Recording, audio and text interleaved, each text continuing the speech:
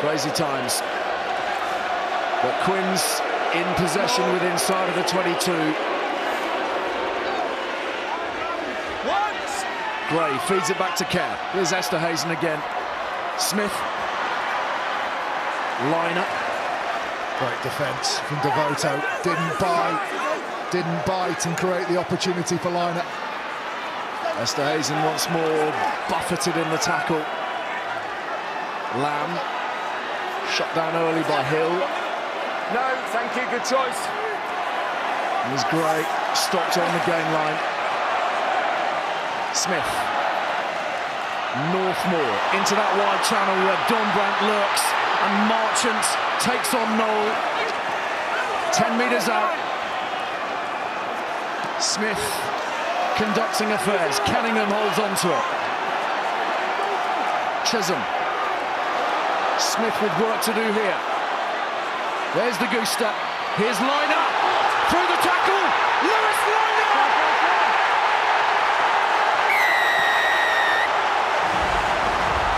Flying in for Harlequins to level things up at Twickenham.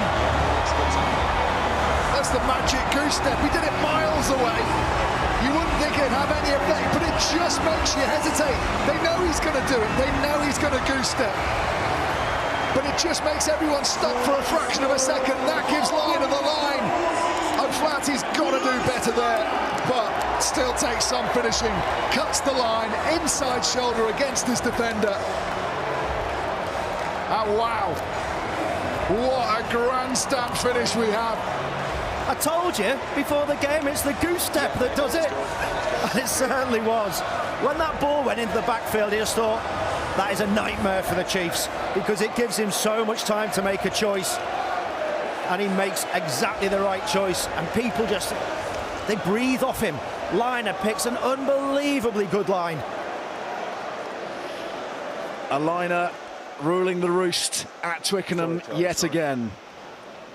Michael, his dad, of course, winning the 91 Rugby World Cup final here and scoring against England here in 1984 as a 21-year-old. His son scoring a vital try here this afternoon to set up this grandstand finish.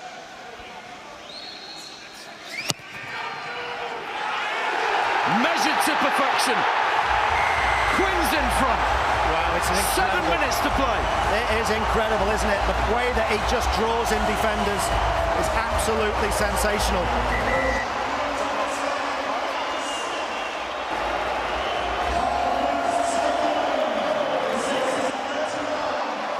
After the semi-final at Ashton Gate, we really couldn't have dreamt of a final as dramatic.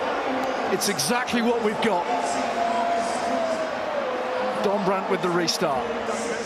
Smith fires it deep. Sam Simmons will look to straighten, but he will run into trouble. Simmons making the tackle. This Harlequin side does not know how to lie down. It's been fumbled by Yendall. Kerr has it for Quins. Space out wide, Marchant's out there. It's over the head of Noel. And Noel has it now, but the flag is raised. And we're coming back for a scrum, Ben. It's madcap. Wow.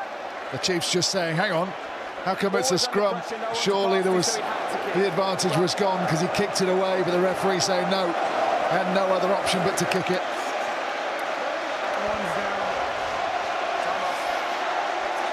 Aussie been looking at that last try. Well, just to highlight how good he is, what he does is he draws defenders into him. The ball goes back. All he's thinking of Townsend, he's looking at him in the eyes. That means Townsend doesn't see behind him, and that means that Liner can pick a really short outside line. Whereas Townsend, if he steps off him, he's covered by the inside defence. That's real skill. That's controlling a defender by just eyeballing them and only looking at them with the full knowledge that you're not ever going to go anywhere near them.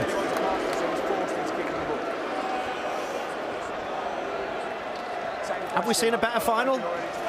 Struggling to remember one quite like this. Obviously the 100 minutes that finished with the late Alex Waller try for Saints. 2014 was pretty special. That was tense, really tense, but this has been sensational rugby from both teams. It's actually going to be... You're going to feel really bad for whichever one of these two goes on to lose, because the performances have showed spirit, they've showed style, they've showed class, determination, energy. I think it's the best final we've ever seen. 2019 pretty special. Saracens edging out the Exeter Chiefs.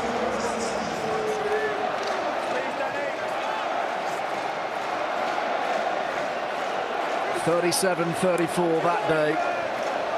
33-31 here. The narrowest of margins separating these sides after 7 months of hard slog. It's coming down to the final 5. Here's Esterhuizen, throws the dummy, darts back in field. Kerr, Smith, Marchant. No way through Hogg. Dornbrandt. Deep in the 22.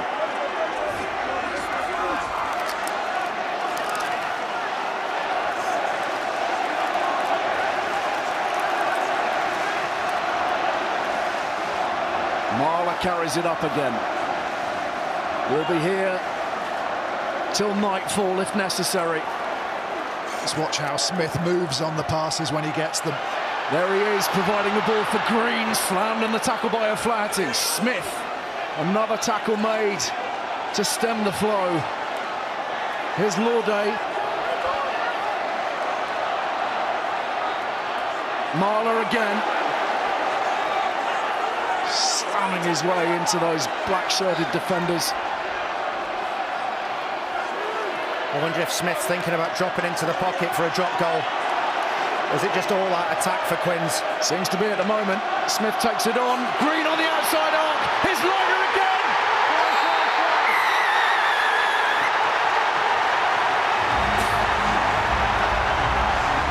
Can you believe this? The defending champions are down on the ropes, and a 21-year-old winger is driving Quins to the finish line. I mentioned it's how Smith constantly moves on the ball, even just before he receives it, to drift away from defenders, invite them to keep coming to him, make defenders outside him step in. And the pass is absolutely on the money to Tyrone Green, who drifts on the pass himself, holds in O'Flaherty, so he has to stay. That gives just enough room for Liner to put his head down, go for the corner. Manipulation of defenders at its finest. Those meters before the ball ends up in Marcus Smith's hands. It is a stunning performance from Harlequins. Boys' own stuff for Lewis Liner, and this kick now enormously significant. The difference currently 7 points, a converted try. Smith can drag Harlequins clear. He's been immaculate this season, and once again the boot of Marcus Smith proving critical. Well, just the way they slide on the pass, Benny said it, they get to the outside, and that means that he can shove a really lovely pass to Green on the outside as well.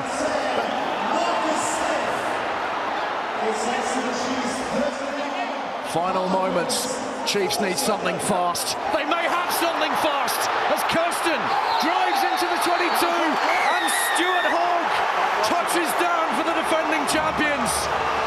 This game has everything. This is the best game of basketball I have seen in a long time.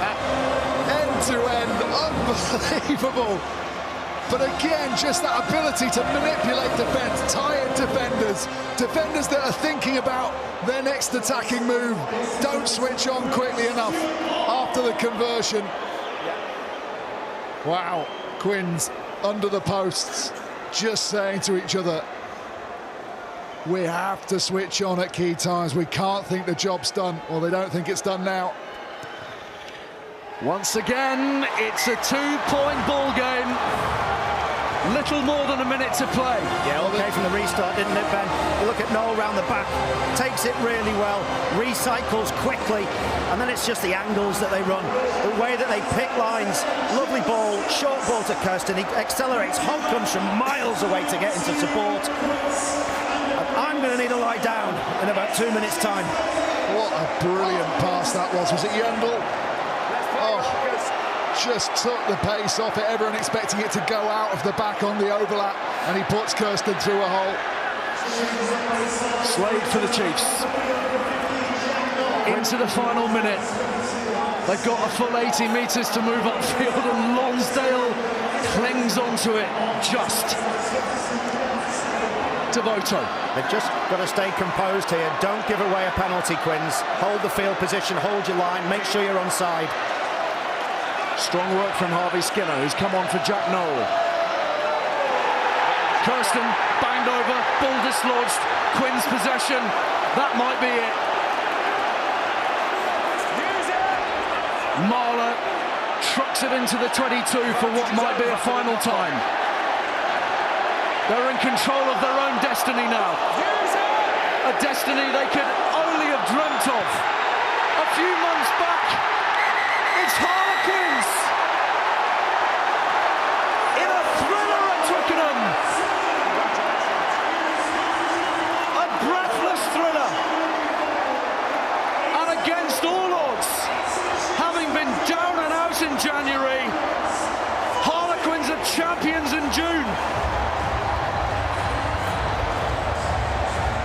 What a game of rugby, what a final, what a season for Harlequins to come back and play the sort of rugby, to trust their instinct, to allow the players. You've got to give a huge credit to all those coaches that have allowed the players to develop a game plan that even the very best in Europe can't find a way to defend against.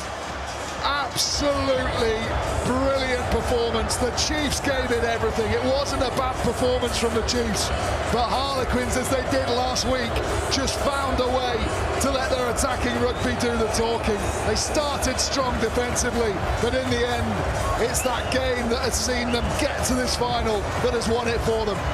I've just got huge admiration for both sides in many different ways.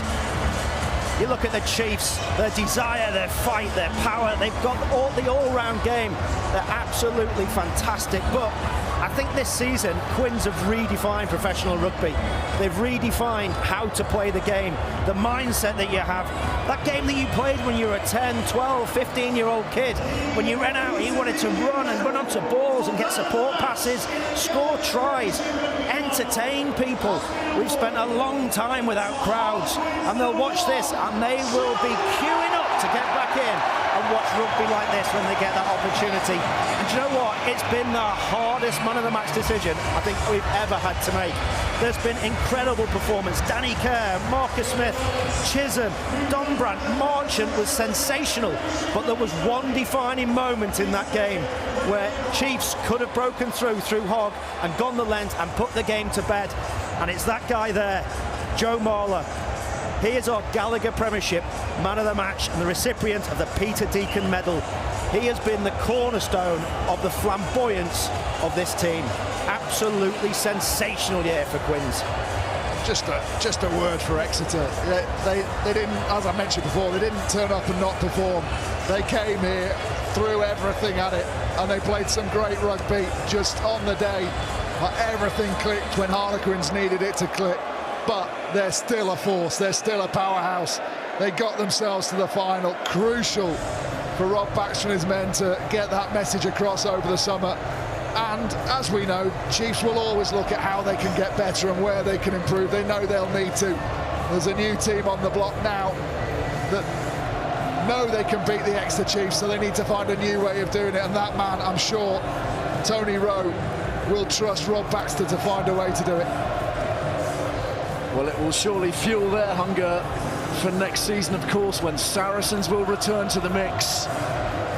But we have new champions, 9 years on from their maiden triumph, and to the legendary names like Evans and Easter and Brown and Robshaw, we can add Smith and Green and Dombrandt and every last man in that Harlequins squad who have somehow pulled together from the darkest of days in January and the departure of Paul Dustard. They've been dragged to the top by some ageless, priceless talents, the likes of Marler and Kerr, but by the youth and exuberance as well from the likes of Alex Dombrandt and Marcus Smith. A real victory for adventure, for ambition and attack.